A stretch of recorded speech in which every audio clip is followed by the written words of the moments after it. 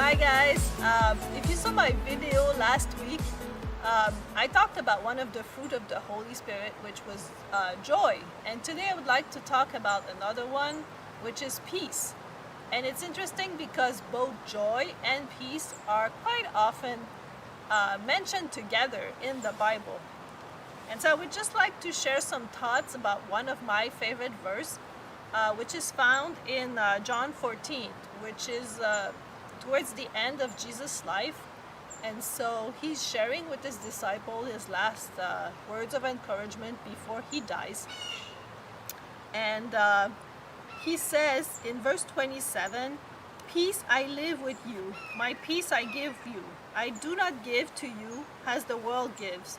Do not let your hearts be troubled and do not be afraid." And so I think we can all agree we live in a very stressful, chaotic world. We all have things we have to worry about, whether it is in our personal lives or just the state of the world in general. And so a lot of people are looking for peace. They're searching for it in different places, in different ways, whether it is like different kinds of meditation. And Jesus says you don't have to look for it. He just wants to give it to you.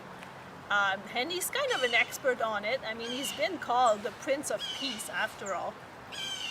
And he says that he doesn't give as the world gives. And so to me that means that the peace that he has is not the same peace that you will find if you look for it in the world. And so there's a story about a contest where they asked artists to depict how they saw peace.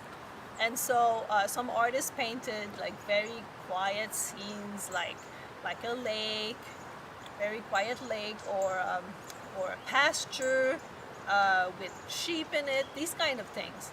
But one artist in particular painted a storm over the sea with like very dark clouds and waves crashing over a big rocky cliff. And so when people saw that, they were a bit confused. They thought, well, maybe he didn't understand the assignment. But then when you look closer on the cliff, you can see a little bird protecting its nest from the storm. And so that was the peace that the artist saw, which wasn't like a quiet scene, but rather protection and peace in the storm. And I think this is the type of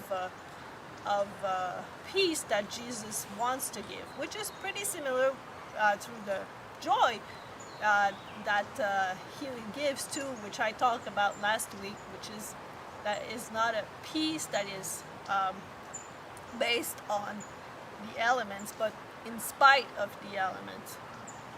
And as his disciples, as his children, he wants us to have this peace, but he also wants us to share it with others, to be instrument of peace. After all, the Beatitudes, for instance, say, "Blessed be the peacemakers." And so I wish you all have this peace, and that we can all share with others this peace. And so I wish you all a very peaceful day.